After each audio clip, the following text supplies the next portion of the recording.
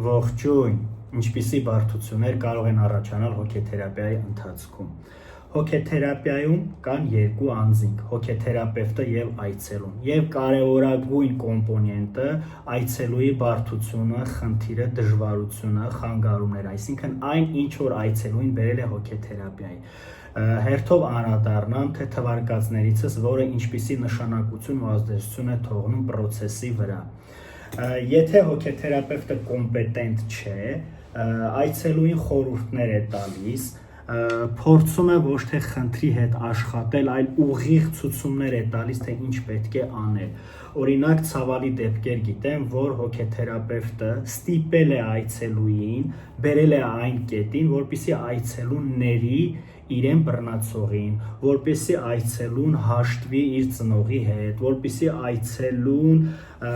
իր եղբոր կամ քրոջ հետ, ում հետ տարիներ շարունակ չի խոսացել, խռով են եղել իրարից, առանց քննարկելու, առանց արտահայտվելու, առանց այդ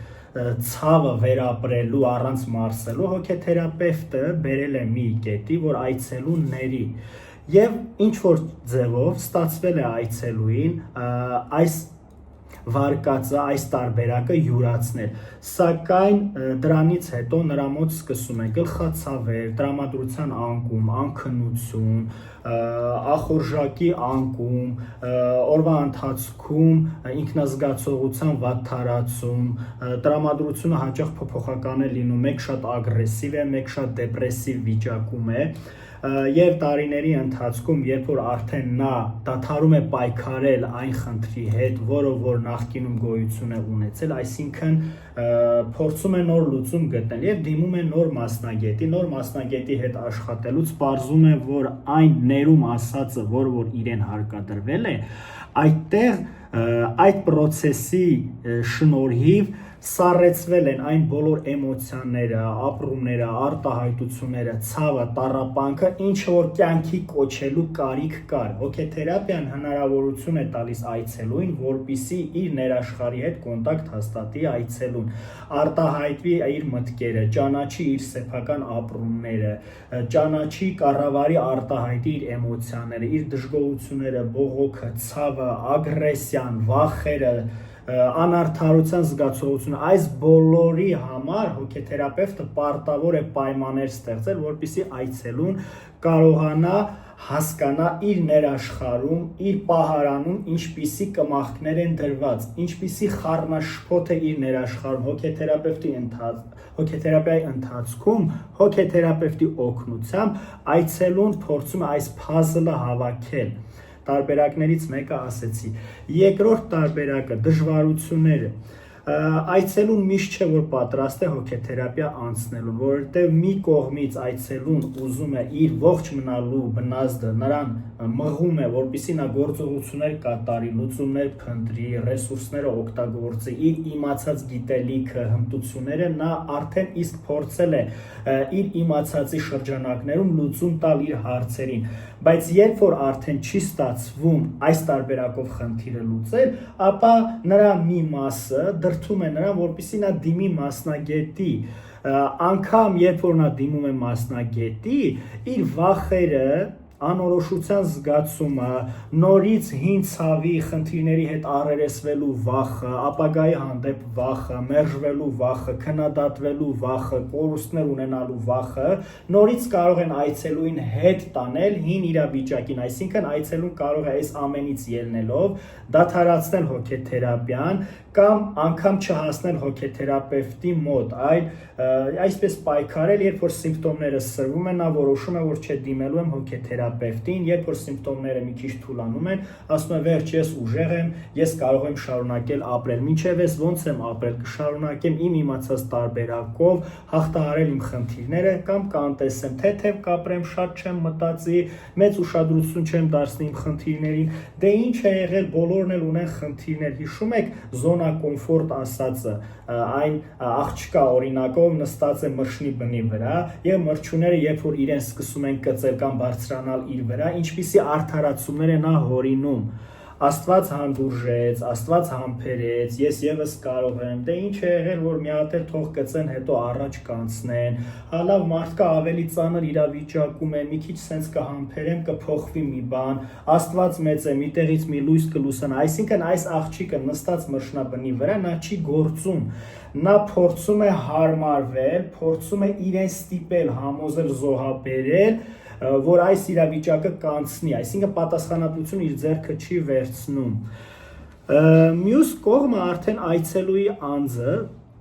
բոլորը չէ, որ կարող են հոգեթերապիա անցնել, հոգեթերապիան բոլոր խնդիրների միանշանակ պատասխանը չունի, հոգեթերապիան մի դեղամիջոց չի, որ իսպար կարող է վերացնել բոլոր խնդիրները, հոգեթերապիան ունի առավելություններ և թերություններ, հոգեթերապիայի առավելությունը այն է, որ այս աշխատանքը իրականացում է երկու կողմերի որոշմամբ, Եվ առավելություն կարող եմ համարել այն, երբ որ այցելու մոտիվացված է, ներգրաված է պրոցեսի մեջ, նա վերջնականապես որոշել է, որ չի շարունակվելու ապրել նույն կյանքով, նույն պայմաններով, ինչպիսի պայմաններում, որ նա ապրել է, և մյուս կարևոր հանգամանքը, որ հոգեթերապևտը երբ որ պրոֆեսիոնալ է, երբ որ բաց է, երբ որ կարողանում է հեշտ ու հանգիստ կոմունիկացվել, երբ որ բավականաչափ փորձ ու գիտելիք ունի, և այն բոլոր թվարկածները չքննադատելը, չծաղրելը, ուղի խորհուրդներ չտալը, հոգեթերապևտի կարևոր պարտականություններից մյուսը նաև այն է հետևել ժամին, ժամանակին, վճարման կարգին, բարոյայեցիկական նորմերին, երբ որ այս ամեն ինչը կա և ի նպաստ է հոգեթերապևտիկ պրոցեսին, այստեղ մենք կարող ենք խոսել, որ արդյունք լինելու է։ Ինչ դժվարություն նաև կարող է առաջացնել այցելուի մոտ հոգեթերապիան կիսատ թողնելը, ինչը կարող է պատճառ հանդիսանալ, այցելուի գերսպասելիքները, այցելուի անորոշության հանդեպ անհանդուրժողականությունը, այցելուի այդ կառավարելու վախը, որ նա անպայման ուզում է տեղեկացված լինի, թե ինչ է լինելու հետոն, ոնց է լինելու, ցավոք սրտի հոգեթերապևտը չգիտի, թե ինչ է լինելու, հոգեթերապևտի հստակ իմացություններից մեկը այն է, որ կոնկրետ նևրոտիկ խնդիրների դեպքում, տագնապային խանգարում, հետտրավմատիկ ստրեսային խանգարում, օբսեսիվ կոմպուլսիվ խանգարում և մնացած բոլոր խանգարումների դեպքում կոմպետենտ հոգեթերապևտը գիտի, որ խնդիրն է դառնալի, որ խնդիրն է անդառնալի, անդառնալի են պսիխոտիկ խանգարումները և բարդություններ կարող են լինել սահմանային խանգարման դեպքում, ինչի դեպքում հոգեթերապիան, օրինակ անձնային խանգարումների դեպքում հոգեթերապիան իսպար չի կարող վերացնել խնդիրը, որովհետև անձնային խանգարումը ինքը հիվանդություն չի կամ խնդիր չի, որ պետք է բուժել, այլ պետք է այդ խնդրի հետ փորձել աշխատել, որպեսզի այցելուն ավելի հղկվի, գոյություն ունի կոմպենսացիա ասածը անձնային խանգարումների դեպքում, այսինքն երբ որ այցելուն սկսում է կարողանալ հնարավորինս կոմունիկացվել, սոցիալիզացվել, հաղորդակցել մարդկանց հետ, անկախ իր բնավորության շեշտվածություններից, անկախ իր վարքի, մտածողության, էմոցիաների արտահայտման ձևից։ Իսկ նևրոտիկ խնդիրների դեպքում հոգեթերապիան ամենաարդյունավետն է, որովհետև սրանք համարվում են լուծելի, բուժելի, դառնալի խնդիրներ։ Հարգելիներս, այն այցելուները, ովքեր ունեն փորձ նախկինում այլ հոգեթերապևտների մոտ լինելու, դժվարությունը կարող է լինել նրանում, երբ որ շկոլաների տարբերություն են լինում, երբ որ օրինակ հոգեթերապևտը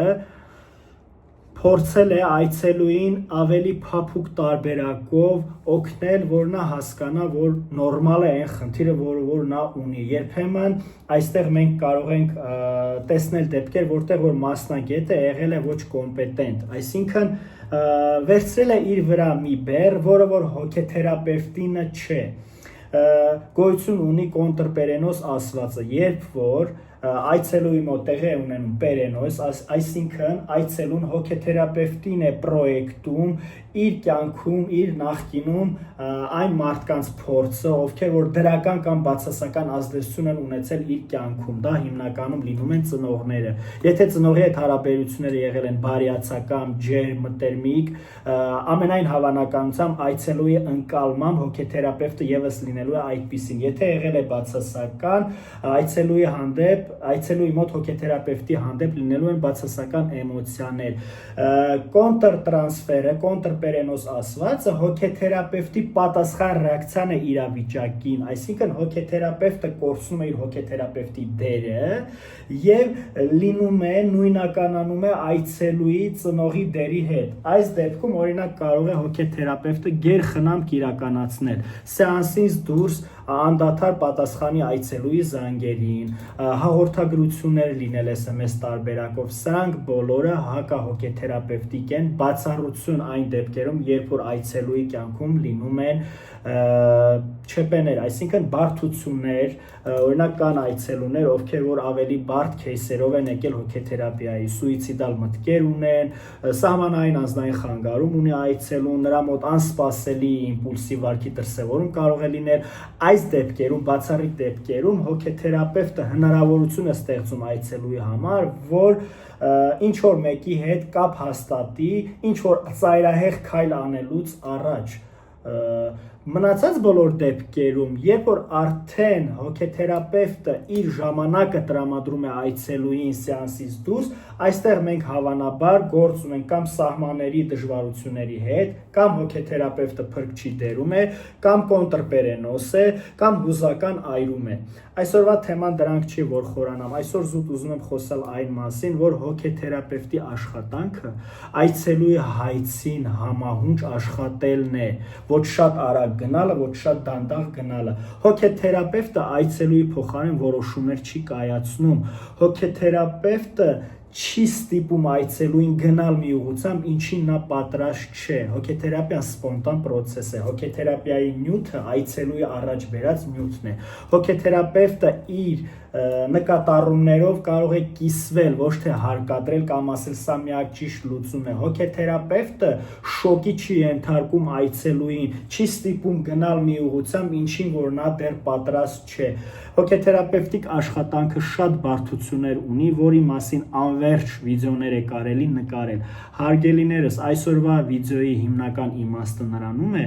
որ երբ որ մենք ինչ որ երևույթի, ինչ որ բանի մասին հստակ պատկերացում չունենք, մենք կարող ենք ծանոթանալ այդ իրավիճակի հետ։ Հապճեպ որոշումները երբեմն խանգարում են մեզ, թե հոգեթերապիայում, թե մեր առօրյա կյանքում։ Ինչ վերաբերում է ոչ կոմպետենտ հոգեթերապևտին,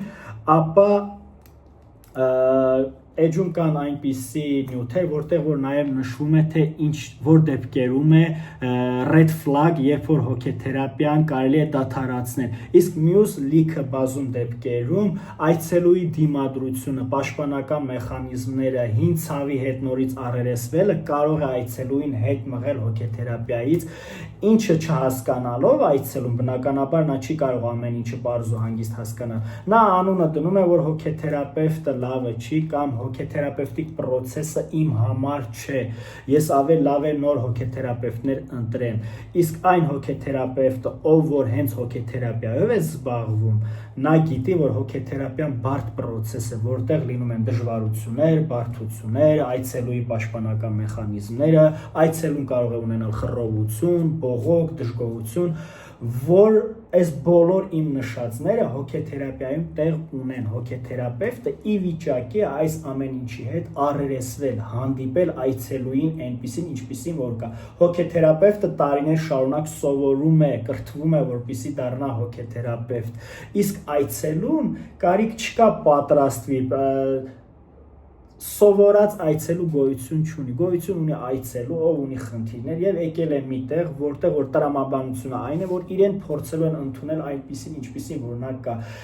Երբ որ ալյանսը նորմալ ձևավորվում է, վստահելի հարաբերություններ այցելու եւ հոգեթերապևտի միջեւ, այստեղ կարող է տեղի ունենալ պրոցես։ Ինչու է հոգեթերապիան հաճախ երկար տևում, որովհետեւ երբեմն երկար ժամանակ է պահանջում, որպեսզի այցելուն ոչ թե բառերով, այլ զգացողություններով վստահի հոգեթերապևտին։ Իսկ դրա համար գոնե 4-ից 6 հանդիպում հաճախ պետք է լինում, որպեսզի այցելուն հասկանա, որ այս հոգեթերապևտի հանդեպ ինչպիսի զգացողություններ ունի, այս հոգեթերապևտը ինչքանով է ներգրավված, ինչքանով է պատրաստական, ինչ գիտելիքի պաշար ունի, ինչպիսի մոտեցում ունի, սկսած ամենապրիմիտիվից դուռը ոնց է բացում, ներս հրավիրում, ինչպես է առաջարկում նստել, անգամ կաբինետի դասավորվածքը, այս ամեն ինչը սենց հավաքվում է եւ ինչ որ պատկեր է ստեղծում հոգեթերապևտիկ աշխատանքի, հոգեթերապիա անցնելու վայրի մասին։ Այսքանը սիրելիներս, լավ մնացեք, մինչ հանդիպում։